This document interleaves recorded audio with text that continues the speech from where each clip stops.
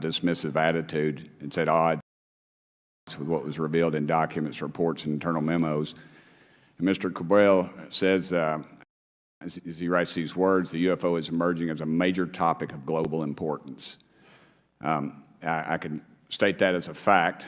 Out there, I met a fellow who came in here all the way from Denmark to be here for this meeting. So this is huge. This is worldwide. I think we suspect what's going on, but I'd also like to thank the members of Congress who have supported our efforts to make this hearing happen. Some have even confided to me that they've had UFO sightings of their own. Those members, of course, some of them wish to remain anonymous, and I'll keep it that way. But also, finally, I'd like to thank these three brave witnesses here. They took an oath. They took an oath to uphold the Constitution of the United States, and dadgummit, they're doing it. And we owe them a debt of gratitude.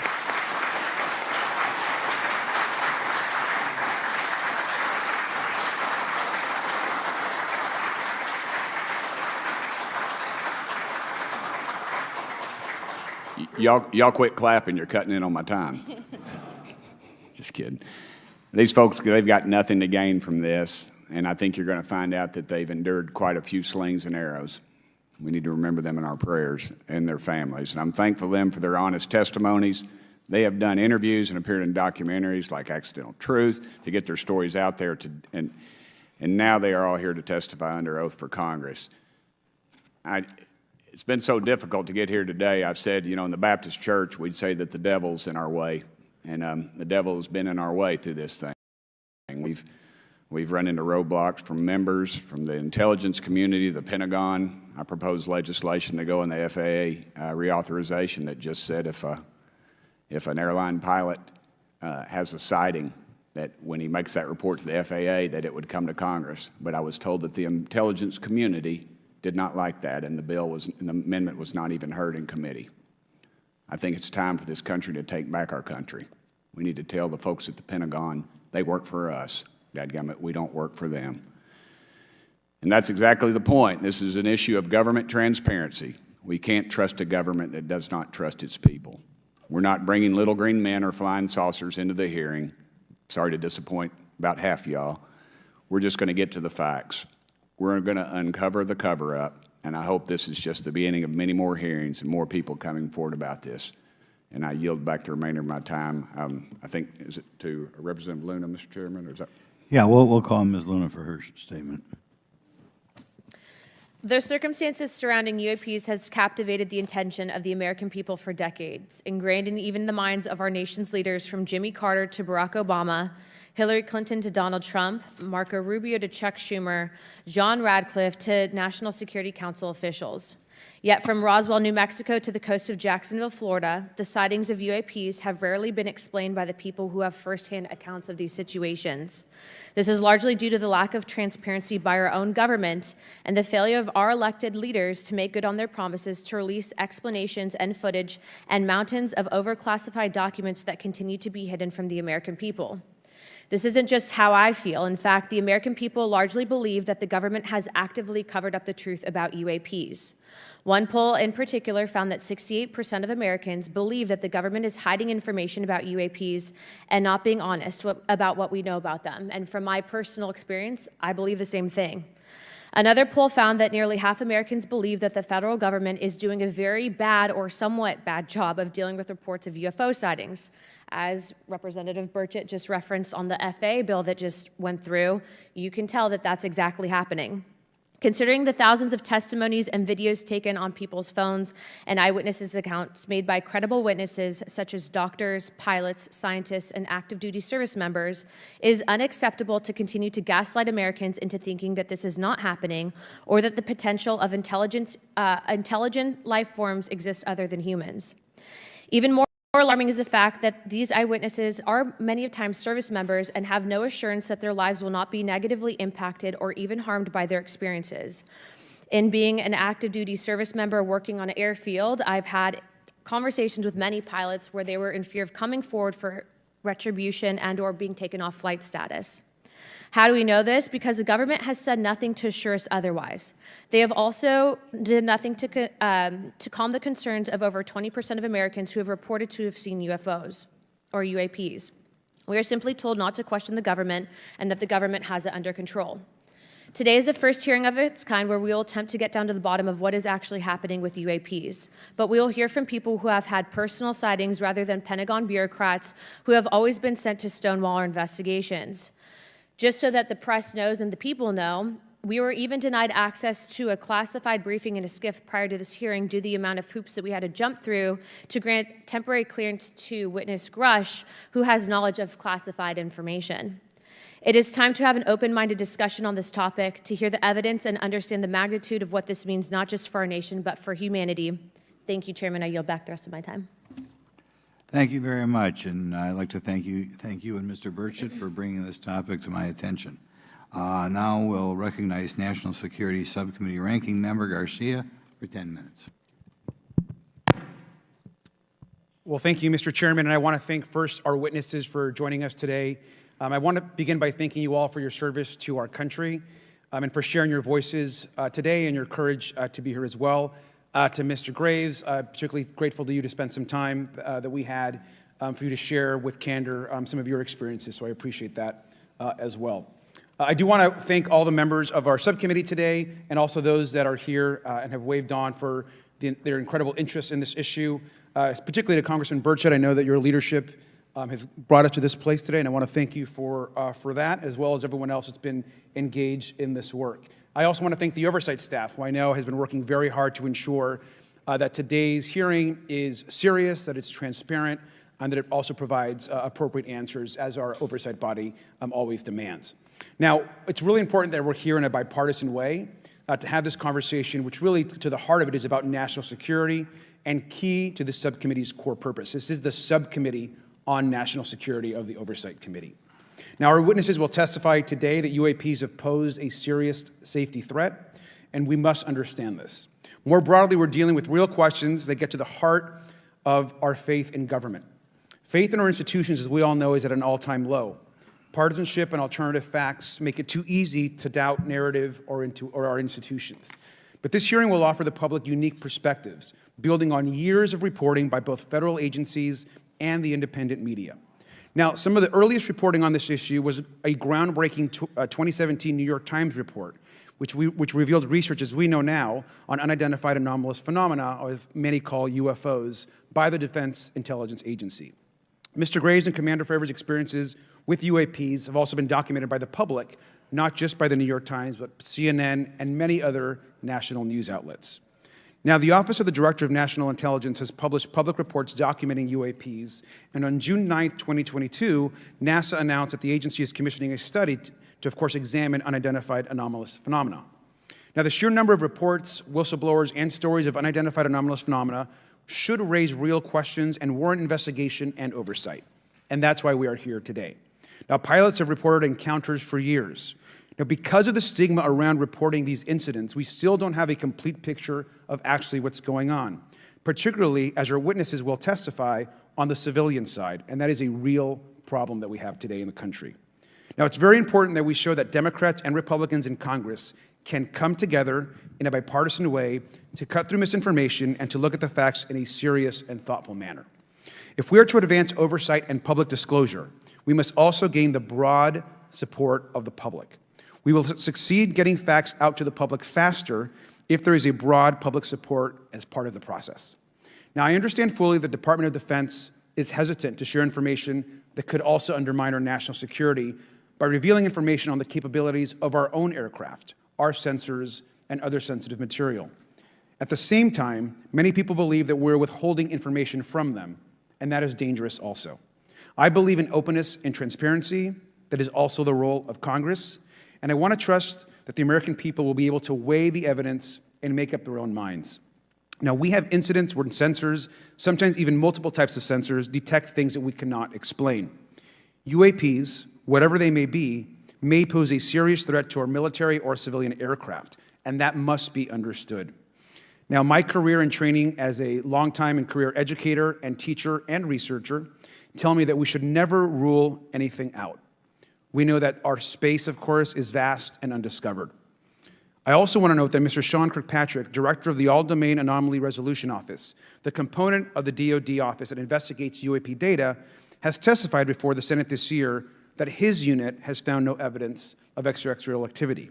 NASA has also stated that they don't have evidence of extraterrestrial life either, and we've heard this, of course, from some of our government agencies. And we should remind viewers and witnesses, which I think is really important, that we also cannot share classified information in public settings. But questions, of course, remain that people want to see data and information for themselves.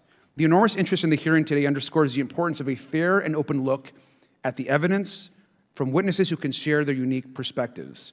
Now, I know I certainly have a lot of questions, and I know that all the members of our committee do as well. We should come to this hearing with an open mind, and we should not let our existing ideas restrict us on either side. I hear over and over from many agencies the stigma around reporting and investigating UAPs prevents us from getting real answers. We know that whistleblowers have reported harassment, intimidation, or stigma as well, and this is not acceptable. If people can't report incidents which would have national security or safety implications, then that also has serious consequences for us. As ranking member of this subcommittee, I know my job would be completely impossible if whistleblowers or others feel intimidated to come before this committee. We can't be afraid of asking questions, and we can't be afraid of the truth.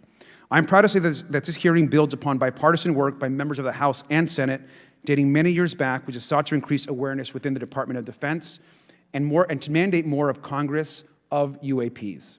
We know the Senate is taking up an amendment to their defense authorization bill, which will create a commission with broad declassification authority, and we should all agree that that is an important step. Members of both parties and senior officials in multiple administrations have taken an interest in this issue, and we're proud to carry and build that confidence in the American people. This hearing will also not be the end of this discussion, but a new chapter and start to years and years of work that many folks, both in the public and within government, have been working on. We should encourage more reporting, not less, on UAPs. The more we understand, the safer we will be. We will hear testimony from witnesses today with a long record of service to the American people and with subject matter expertise. Our witnesses have a unique opportunity to share their perspective, insights, and their experiences with the American people. And I encourage all of my colleagues to engage with these difficult questions with an open mind and to follow the facts on behalf of our country. I also just want to say more broadly that we should look at this hearing and believe that everything is on the table as it relates to UAPs. I think an open mind is absolutely the best. I want to yield the 2.5 minutes, the remainder of my time, to the representative from Florida, Representative Moskowitz, for an opening statement. He also has been very much engaged in this issue, and I want to thank him for his leadership. Congressman. Thank you, Ranking Member Garcia. Thank you, Mr. Chairman. I want to thank Tim Burchett and Anna Paulina Luna for their leadership in pushing this hearing forward. I want to thank, obviously, committee staff and their staff working on this on a bipartisan basis because many Americans are deeply interested in this issue, and it shouldn't take the potential of non-human origin to bring us together. Additionally, I want to thank the witnesses for coming forward to share your perspectives, your thoughts, and the sightings of UAPs. Unlike other hearings many times in Congress, you're not here to help a political party, but you're here to share information with the American people. And it's not something that is just going on in this administration. It's something that's spanned many administrations. For decades, many Americans have been fascinated by objects mysterious and unexplained, and it's long past time that they got some answers. The American public has a right to learn about technologies of unknown origins, non-human intelligence, and unexplainable phenomena. Those are not the words of a UFO Twitter account, though that is a direct quote from Majority Leader Chuck Schumer, that the American public has a right to learn about technologies of unknown origins, non-human intelligence, and unexplainable phenomena. In an interview with Fox News, recent former Director of National Intelligence John Radcliffe confirmed the U.S. government is aware a lot more sightings of UAPs, and that they have not made that information public. I quote, "There are a lot more sightings that have not been made public," Radcliffe said to Fox News. For me, this hearing is about transparency. We unfortunately live in a time in which many people distrust government and our institutions, and overclassification of information away from the American public or even Congress contributes to today's politics. The American people have regular questions. What are UAPs? How come the media doesn't report more on them? Are they foreign adversaries? Are they U.S. technology? Are they something else? They ask themselves, how come when a Russian jet shoots flares at one of our drones, we have perfect pictures and videos to show the American people and the world, but when it comes to UAPs, nothing? Of course, we must always protect our national security to maintain our superiority, like when stealth helicopters were only rumored to exist but were used in the Osama bin Laden raid in 2011. But we can't allow that to be used as a shield to keep the American people completely in the dark from basic truths. The American people deserve to hear more about special access programs. Congress has a right to know if there's any unsanctioned weapons development. Satellite imagery that has not been provided to Congress. Congress created the All-Domain Resolution Office in the NDAA of 2022. In its initial analysis, there are 171 uncharacterized UAP reports, and this is the words from the report, that appear to have demonstrated unusual flight characteristics or performance capabilities. I believe more information is known about the 171 instances. It's time for Congress to reinsert ourselves. I call on our military leaders and intelligence officials to release more information to the American people about UAPs. And to our military leaders, if there's nothing to conceal, let Congress go to Wright-Patterson Air Force Base, the Dugway Proving Ground, or even Groom Lake in Nevada. We should have disclosure today. We should have disclosure tomorrow. The time has come. Thank you, Ranking Member. Thank you, Mr. Moskowitz, and I will yield back now to our chairman. Thank you. Right, now I'd like to introduce our witnesses. Our first witness is Lieutenant Ryan Graves. He's the Executive Director of Americans for Safe Aerospace. Lieutenant Graves is also a former U.S. Navy F-18 pilot with his own UAP experience. The next witness, David Grush, is a former senior intelligence officer with the National Geospatial Intelligence Agency and was a senior technical advisor for UAP issues. And finally, retired Navy Commander David Fravor, squadron leader who worked as a naval aviator for 18 years. Mr. Fravor has his own UAP experience, known as the TikTok event. I look forward to hearing from all three of you today. Pursuant to Committee Rule 9G, the witnesses will please stand and raise their right hands. Do you solemnly swear or affirm that the testimony you are about to give is the truth, the whole truth, and nothing but the truth, so help you God? Let the record show that all the witnesses answered in the affirmative. You may be seated. We appreciate you all being here today and look forward to your testimony. I'll remind the witnesses that we have read your written statements and they will appear in full in the hearing record. Please try to limit your oral statements to 5 minutes. As a reminder, please press the button on the microphone in front of you so that it's on and the members can hear you. When you begin to speak, the light in front of you will turn green. After 4 minutes, it'll turn yellow, and the red light, when that comes on, it tells you your 5 minutes have expired. I'll now recognize Mr. Graves for 5 minutes for your opening statement. Thank you. Chairman Grothman, Ranking Member Garcia, distinguished members of the House Oversight Subcommittee on National Security, Representatives Burchett and Luna. My name is Ryan Fobbs Graves, and I am a former F-18 pilot with a decade of service in the U.S. Navy, including 2 deployments in Operation Enduring Freedom and Operation Inherent Resolve. I have experienced advanced UAP firsthand, and I'm here to voice the concerns of more than 30 commercial aircrew and military veterans who have confided their similar encounters with me. Today, I would like to highlight 3 critical issues that demand our action. As we convene here, UAP are in our airspace, but they are grossly underreported. These sightings are not rare or isolated, they are routine. Military aircrew and commercial pilots, trained observers whose lives depend on accurate identification, are frequently witnessing these phenomena. The stigma attached to UAP is real and powerful and challenges national security. It silences commercial pilots who fear professional repercussions, discourages witnesses, and is only compounded by recent government claims questioning the credibility of eyewitness testimony.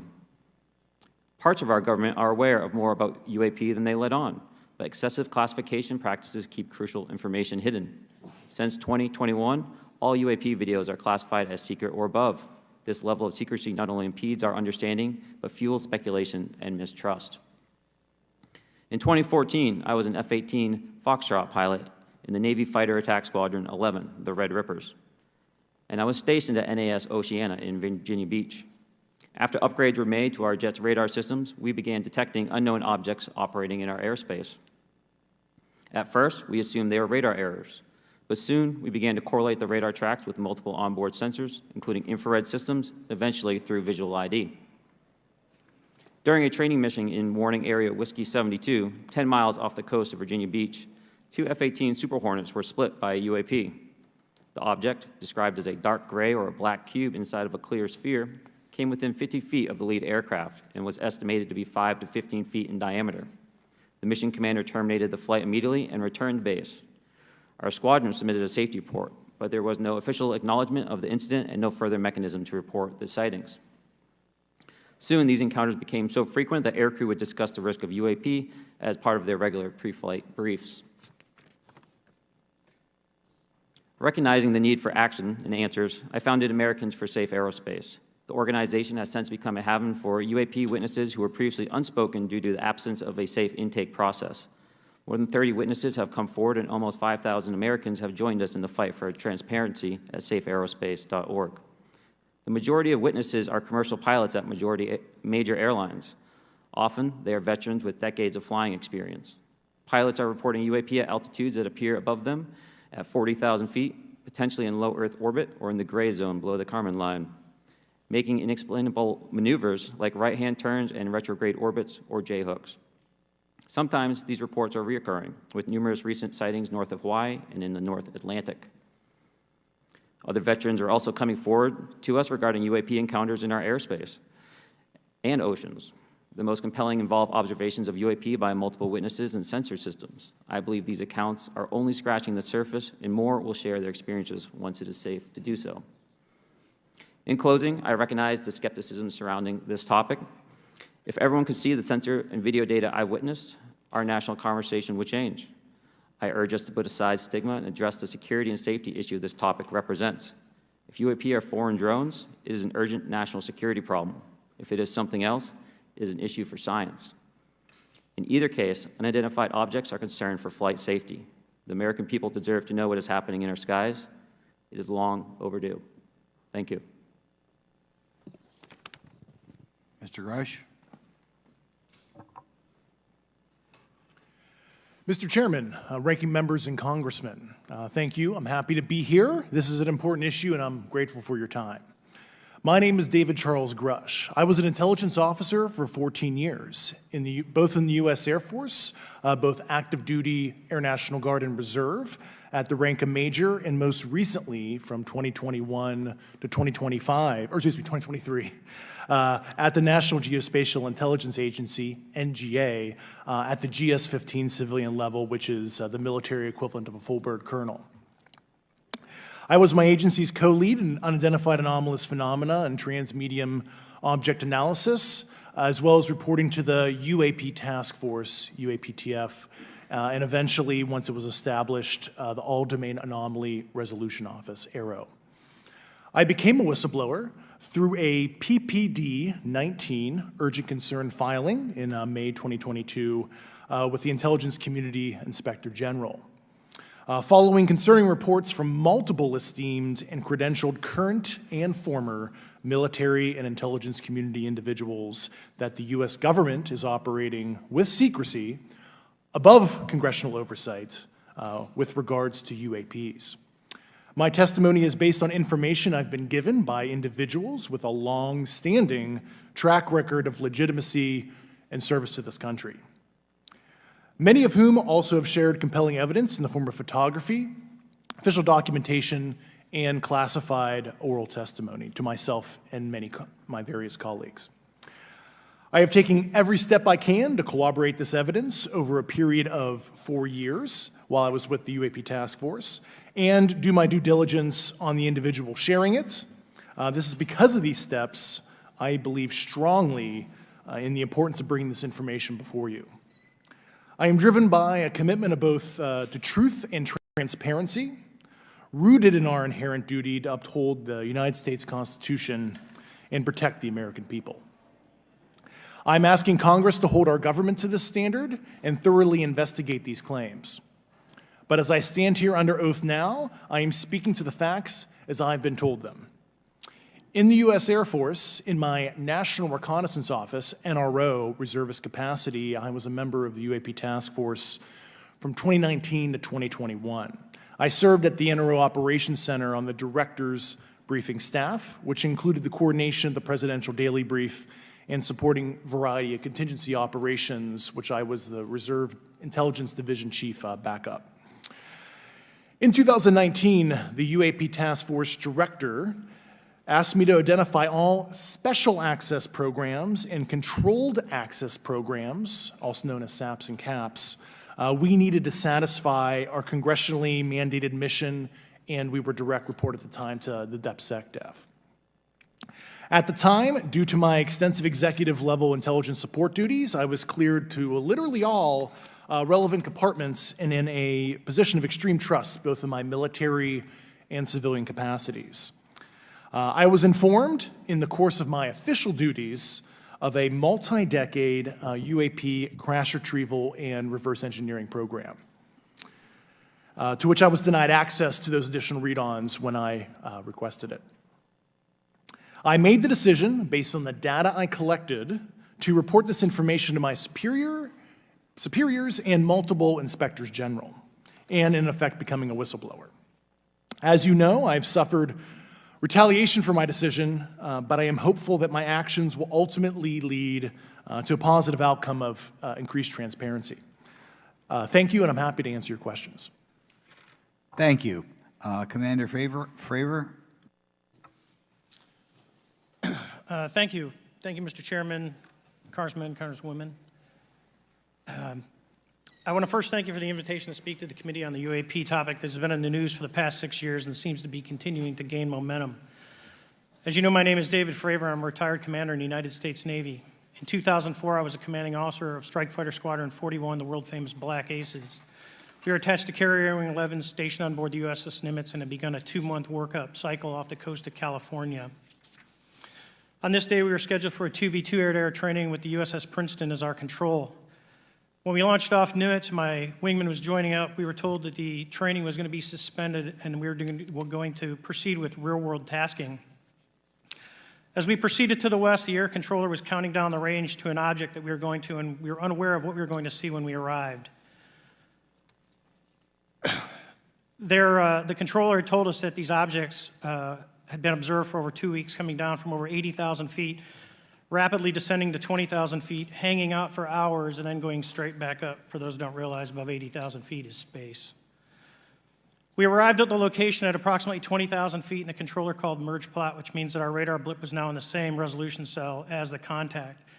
As we looked around, we noticed that we saw some whitewater off our right side. It's important to note that the weather on this day was as close to perfect as you could ask for off the coast of San Diego. Clear skies, light winds, calm seas, no whitecaps from waves. So the whitewater stood out in a large blue ocean. All 4 of us, because we were in F-18Fs, so we had pilots and Wizzo in the back seat, looked down a small, saw a white tic-tac object with a longitudinal axis pointing north-south and moving very abruptly over the water like a ping-pong ball. There were no rotors, no rotor wash, or any sign of visible control surfaces like wings. As we started clockwise towards the object, my Wizzo and I decided to go down and take a closer look with the other aircraft staying in high cover to observe both us and the tic-tac. We proceeded around the circle about 90 degrees from the start of our descent, and the object suddenly shifted its longitudinal axis, aligned it with my aircraft, and began to climb. We continued down another 270 degrees, nose low, where the tic-tac, or we considered 270 degrees to where, and we went nose low to where the tic-tac would have been. Our altitude at this point was about 15,000 feet, and the tic-tac was about 12,000. As we pulled nose onto the object, within about a half mile of it, it rapidly accelerated in front of us and disappeared. Our wingmen, roughly 8,000 feet above us, lost contact also. We immediately turned back to see where the whitewater was at, and it was gone also. So as we started to turn back towards the east, the controller came up and said, "Sir, you're not going to believe this, but that thing is at your cap point, roughly 60 miles away in less than a minute. You can calculate the speed." We returned to Nimitz. We were taking off our gear. We were talking to one of my crews that was getting ready to launch. We mentioned it to them, and they went out and luckily got the video that you see, that 90-second video. What you don't see is the radar tape that was never released, and we don't know where it's at, of the active jamming that the object put on an APG-73 radar, and I can get into modes later if you're interested. What is shocking to us is that the incident was never investigated. None of my crew were ever questioned. Tapes were never taken, and after a couple days, it turned into a great story with friends. It wasn't until 2009 until Jay Stratton had contacted me to investigate. Unbeknownst to all, he was part of the ATIP program in the Pentagon led by Lou Elizondo. There was an unofficial official report that came out that's now on the internet. Years later, I was contacted by the other pilot, Alex Dietrich, and asked if I'd been contacted, and I said no, but I'm willing to talk. I was contacted by Mr. Elizondo, and we talked for a short period of time, and he said we'd be in contact. A few weeks after that, I was made aware that Lou had left the Pentagon in protest and joined forces with Tom DeLonge, Chris Mellon, Steve Justice, and others to form Two Stars Academy, an organization that pressed the issue with leading industry experts and U.S. government officials. They worked with Leslie Kean, who is present today, Ralph Blumenthal, and Helene Cooper to publish the articles in the New York Times 2017 New York Times, and it removed the stigma on the topic of UFOs, which is why we're here today. Those articles open the door for the government and public that cannot be closed. It has led to an interest from our elected officials who are not focused on little green men, but figuring out where these craft are, where they're from, the technology they possess, how do they operate. It also led to the Whistleblower Protection Act and the NDAA. There are multiple witnesses coming forward to say that have firsthand knowledge, and Mr. Grush just covered that. What concerns me is that there's no oversight from our elected officials on anything associated with our government processing or working on craft. Believe it not from this world. This issue is not a full public disclosure that could undermine national security, but it is about ensuring that our system of checks and balances works across all work done in the government using taxpayer funds.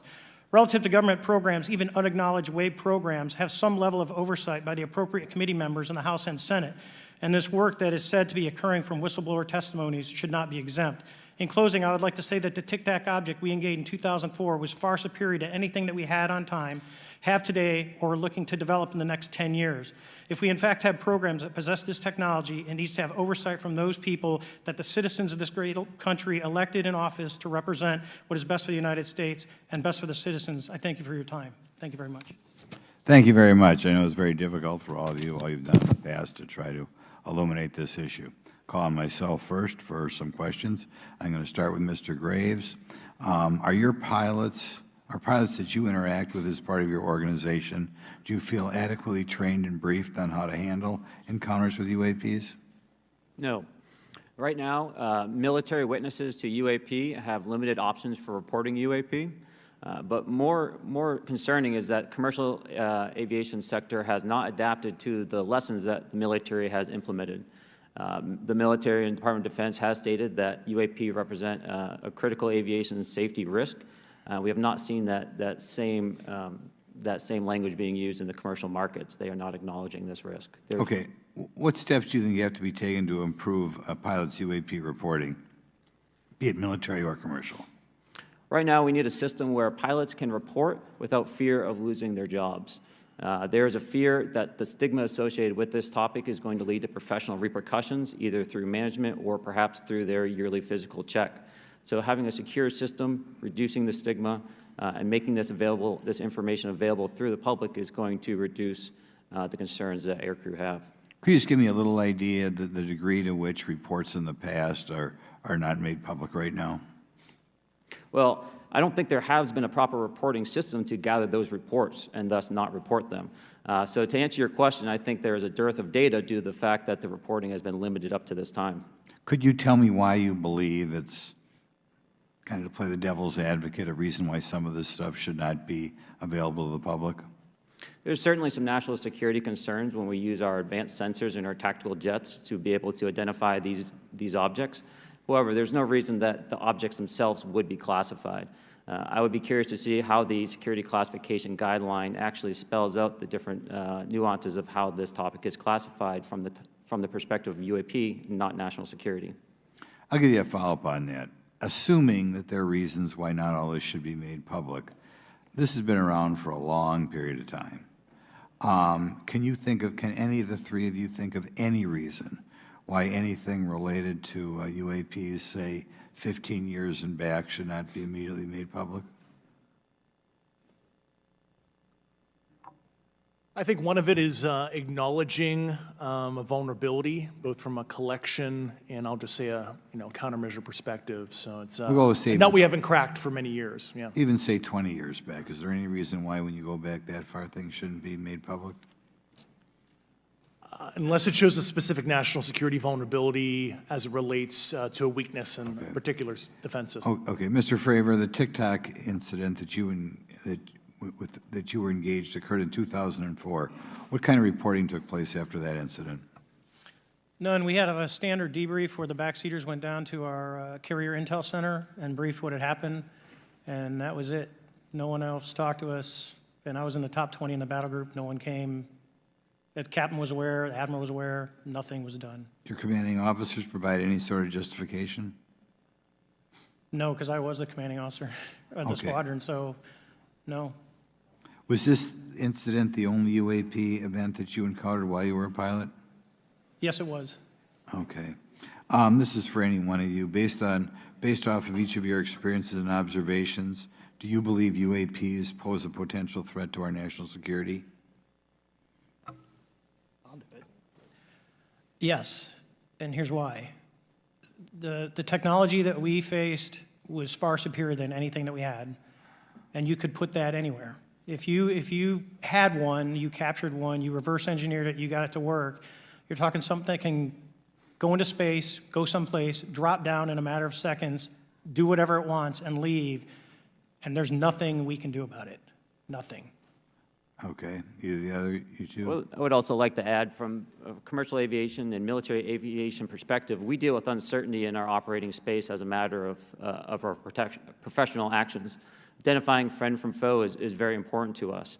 And so when we have unidentified targets and we continue to ignore those due to a stigma or a fear of what it could be, that's an opening that our adversaries can take advantage of. What steps should be taken to better understand and respond to UAP encounters in the interest of national security?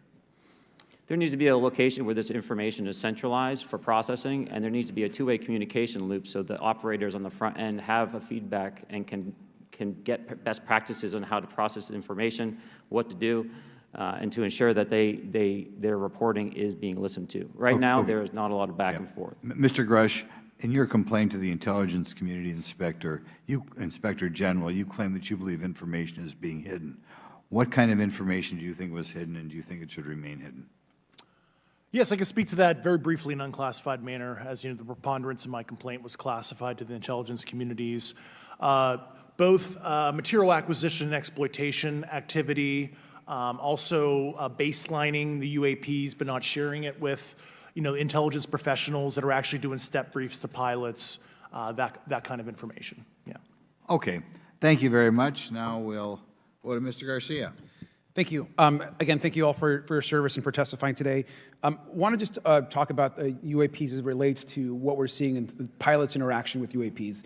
Particularly, Mr. Graves, one of the, I think, concerns that for members of this committee is this idea that pilots, there's no system to actually report UAPs and the stigma around pilots. And so can you just briefly, you mentioned that you're working with 30 pilots right now that have had encounters with UAPs, but you've also, I believe, discussed and know of many more pilots. This is just those that you're currently working with. Is that correct? Can you expand on that? Certainly. I'll break that down in two ways. First, when we were first experiencing these objects off the eastern seaboard in the 2014 to 2015 time period, anyone that had upgraded their radar systems were seeing these objects. So there was a large number of my colleagues that were detecting these objects off the eastern seaboard. They were further correlating that information with their other onboard sensors, and many of them also had their own eye sightings as well of these objects. Now, that was our personal first-hand experience at the time. Since then, as I've engaged this topic, others have reached out to me to share their experiences, both on the military side as well as the commercial aviation side. On the military aviation side, veterans that have recently got out have shared their stories and have expressed how the objects we were seeing in 2014, 2015 continued all the way to 2019, 2020, and beyond. And so it became a generational issue for naval aviators on the eastern seaboard. This was something we were briefing to new students. This is something that was included in the notice to airmen to ensure that there was no accidents. And now with commercial aviators, they are reaching out because they're having somewhat similar experiences as our military brothers and sisters, but they do not have any reporting system that they can send us to. And let me just add, both to Mr. Fravor as well as Mr. Graves, not having this system for reporting, would you both agree that it's harmful to not just our national security interests, but to understand this phenomenon of what's happening with UAPs? I think it's actually a travesty that we don't have a system to correlate this and actually investigate. So if you took the East Coast, there's coastal radars out there that monitor our air defense identification zone, so out to 200 miles. They can track these, so when you see them, they could actually go and pull that data and get maneuvering. And instead of just having the airplanes, there's other data sources out there. And I've talked to other government officials on this. So you need a centrally located repository that these reports go to. So if you just stuck it in DOD, you wouldn't get anything out of the Intelligence Committee because they have a tendency to not to talk. But if you had a central location where these reports would come in, not just military, but also commercial aviation, because there's a lot of that going on, especially if you talk to anyone that flies from here to Hawaii, over the Pacific, they see odd lights. So I think you need to develop something that allows you a central point to collect the data in order to investigate. Mr. Graves? I would concur with everything Mr. Fravor said. I'll continue to say that the commercial pilots that have reached out to me through Americans for Safe Aerospace are doing so because they don't feel there's another way for them to report this safety issue. And I think one of the clear outcomes of this hearing already is that there has to be a safe and transparent reporting process for pilots, both on the commercial side and the military side, to be able to report UAPs in a way that's also transparent, but also understands the scope of our national security interests and what may be classified or not. But I think there has to be some sort of system. And so that's something that I hope can be an outcome that this committee can work on. Is there anything else for the two of you briefly beyond this reporting system that you think that we can do as a government to encourage and facilitate more civilian reporting? I think we're doing it right now. Okay, great. I think this hearing is going to show the American people that their government takes this topic seriously. And how about civilians that may not be pilots? What kind of process could be in place for civilians who are not pilots, who may have UAP encounters? Do either of you have any suggestions that could facilitate that? My recommendations would be to make that a sensor-centric operation in order to make it as objective as possible. Okay. Sir, Mr. Fravor? No, I agree with Mr. Graves on that. Okay. Just briefly, I also just want to note, particularly for the two pilots, and I have a question for Mr. Grush. One of the things that I found fascinating in our discussion, Mr. Graves, last night as well, is that you both described UAPs and formations and the way they are observed in space or in our air, and the way that they move is essentially ways in which current technology or aircraft that we know of are unable to actually function or move. And so will you just, for the public record, again, once again, briefly, just either describe or note that aircraft that are being witnessed, particularly by the 30 folks that you're working with, are essentially outside the scope of anything that we know of today and the technology we have today. Mr. Graves, Mr. Fravor?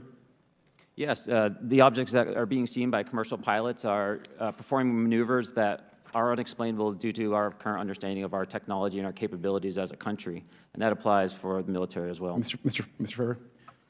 Yeah, I concur with that. We have nothing that can stop in midair and go the other direction, nor do we have anything that can, like in our situation, come down from space, hang out for 3 hours, and go back up. Thank you. My last question, and sometimes I know that you have also said some of these answers in the past, but we're trying to get them on the public record as well, which is really important.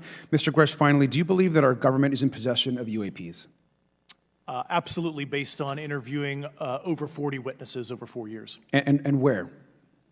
I know the exact locations, and those locations were provided to the Inspector General and some of which to the intelligence committees. I actually had the people with the firsthand knowledge provide a protected disclosure to the Inspector General. Thank you. And Mr. Chairman, I would just say that I think that these questions are important questions, and I look forward to being involved in the process to get those answered. I know there'll be a lot of questions from other committee members, so I yield back. Thank you. We'll go to Mr. Burchett himself. Thank you, Mr. Chairman. Thank you, Mr. Garcia. I would like to have you on my legislation to do just that on the reporting, and we'll get together on that. Maybe you can be my co-sponsor on that. That'd be really cool. Thank you for those great questions. Mr.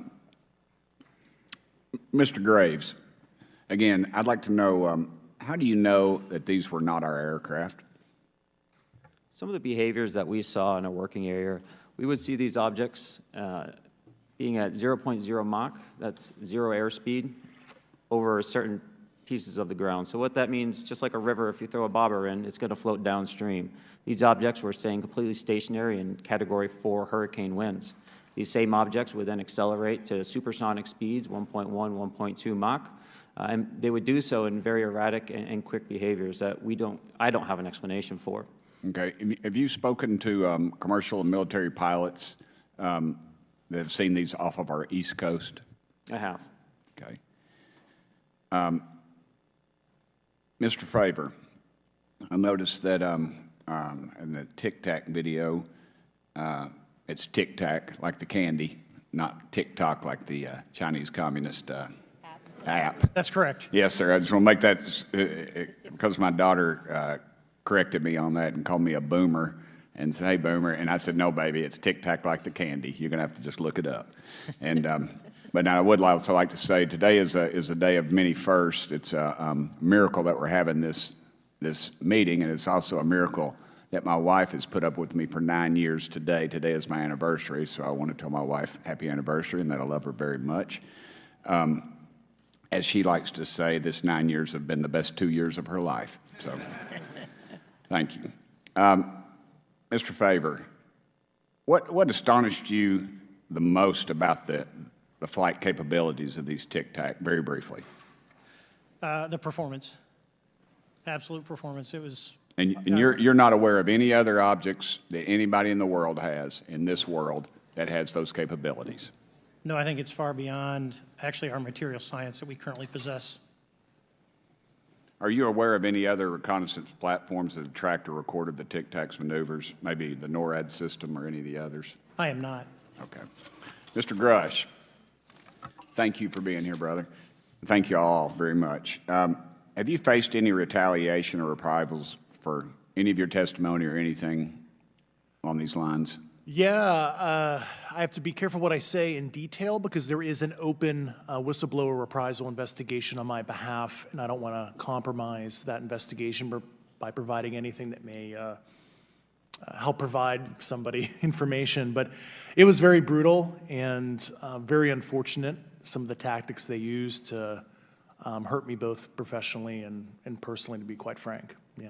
It's very unfortunate, as they say, when you're over the target, that's when they do the most firing at you. Do you have any personal knowledge of people who have been harmed or injured in efforts to cover up or conceal these extraterrestrial technology? Yes. Personally. Have anyone been murdered that you would think, that you know of or have heard of, I guess? I have to be careful asking that question. I directed people with that knowledge to the appropriate authorities. Maybe in a, if we could get in a confidential area, SCIF, we could talk about that. But unfortunately, we were denied access to the SCIF, and that's very unfortunate in this scenario. Mr. Favor, do you believe that you witnessed an additional object under the water in relation to your encounter? I will say we did not see an object. There was something there to cause the whitewater, and when we turned around, it was gone. So there was something there that obviously moved. Okay, it was not the same object though that you were looking at, correct? No, we actually joked that the Tic Tac was communicating with something when we came back, and because the whitewater disappeared. We were in another instance. We're told about the capabilities of a jamming during viewing of when there were some people chasing some of these objects. Did you experience any of that jamming or interrupting your radar or weapons system? My crew that launched after we landed experienced significant jamming to the APG-73 radar, which was what we had on board, which is a mechanically scanned, very high-end system prior to the APG-79. And yes, it did pretty much everything you could do, range, velocity, aspect, and then it spit the lock, and the targeting pod is passive. That's what we were able to get the video on. I'm about to run out of time, but are you aware of any of our enemies that have that capability? No. Okay. I would also like to note for the record that, like George Knapp, breaking Area 51, he's the reason I knew about that, and the reason I know about the Tic Tacs is Leslie Keene from New York Times article, and I would encourage everybody to read that. Thank you, Mr. Chairman. I yield back to you for no time. Very good. Mr. Raskin? Thank you, Mr. Chairman. Mr. Graves, you reported UAP encounters during training flights, I think, and have since come forward to warn the Pentagon that these encounters may be putting pilots at risk. My first question is, you've identified these as taking place on the East Coast. Is it just on the East Coast where these encounters have been reported? No. Since the events initially occurred, I've learned that the objects have been detected essentially where all operations, Navy operations are being conducted across the world. And that's from the All Domain Anomaly Resolutions Office reporting. All right, can you describe your experience after you decided to come forward and go public with your experience? Certainly. Like many others, in 2017, I saw the New York Times article come out as well. And for me, it was special because I recognized the voices on the video. I recognized the video itself. I had seen it when it was taken. I seen it when it was debriefed. And so that was kind of shook me because I realized that this problem was still ongoing. And so I reached out to colleagues back on the East Coast and realized that this was still a safety risk that they were dealing with, that they had essentially hit a wall with how they could move forward on this conversation. It was at that point when I decided to try to move the conversation forward myself. Are there common characteristics to the UAPs that have been cited by different pilots, and can you describe what the convergence of descriptions is? Certainly. We were primarily seeing dark gray or black cubes inside of a clear sphere. I'm sorry, dark gray or black cubes? Yes, inside of a clear sphere, where the apex or tips of the cube were touching the inside of that sphere.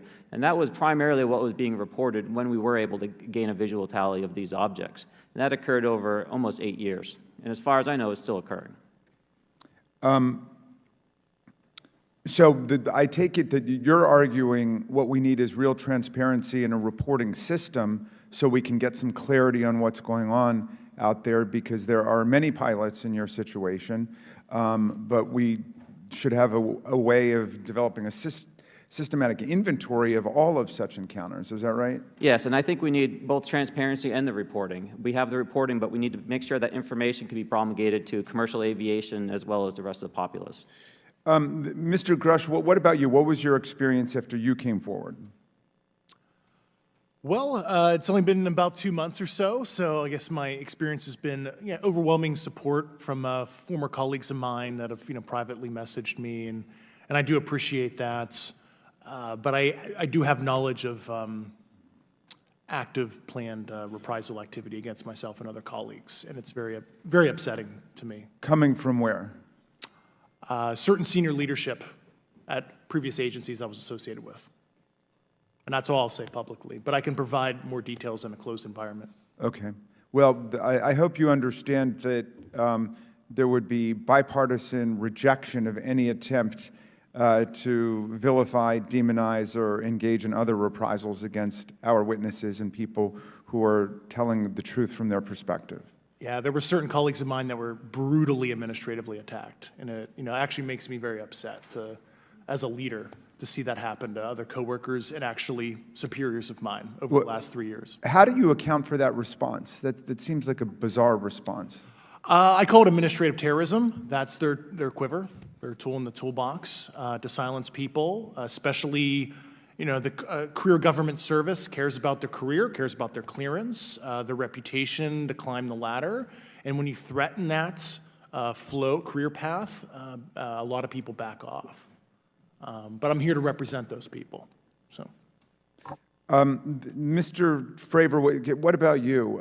What has your experience been since you've come forward with your perspective on this? Actually, I've been treated very well. And the 6 people that were involved, myself included, all of them have or will be retiring from the military as 05s or 06s. And all my friends that are very senior, 3 and 4 stars, I've talked to them. They believe, they understand there's a problem. But no, I was actually treated really well. And what is your general interpretation of these phenomena, or what is your current thinking of trying to make sense of them? Well, I'll say, I'm not like a UFO fanatic. It's not me. But I will tell you that what we saw with 4 sets of eyes over a 5-minute period, still, there's nothing, we have nothing close to it. It was amazing to see. I told my buddy I wanted to fly it, but yeah, it's just an incredible technology. All right, Mr. Chairman, thank you very much. I'll yield back to you. Thanks. On to Ms. Luna. Mr. Grush, in speaking to you yesterday, I just wanted to follow up on Representative Raskin's questions.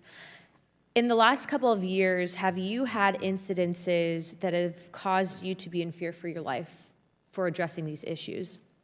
Yes, personally. Okay. Yeah. I just want everyone to note that he's coming forward in fear of his life to put in perspective, if they were really not scared about this information coming out, why would someone be intimidated like that? To your knowledge, are NHIs working with adversarial foreign governments in either technology exchange programs or back engineering programs? I don't have data on that. I'm not sure. Have you heard or you had people come forward to present that evidence? Not that particular evidence that you just espoused. Okay, on the 19th of April, Dr. Kirkpatrick, head of AARO, had said that he did not find any evidence of UAPs. You also stated that you had, in your interview, that you had briefed him on information that you were uncovering, but that he did not follow up with you. Were the items that you divulged to him pertinent to national security? Yes, him and I had a classified conversation in April 2022 before he took over AARO in July 2022, and I provided him some concerns I had. Do you know why he might not have followed up with you? Unfortunately, I cannot read his mind. I wish he did. I was happy to give sage counsel to him on where to look when he took the helm of AARO.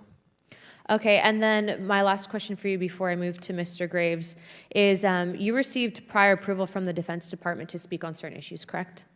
Correct, through DOPSR, DoD Pre-Publication and Security Review, and I just want to remind the public, they're just looking from a security perspective.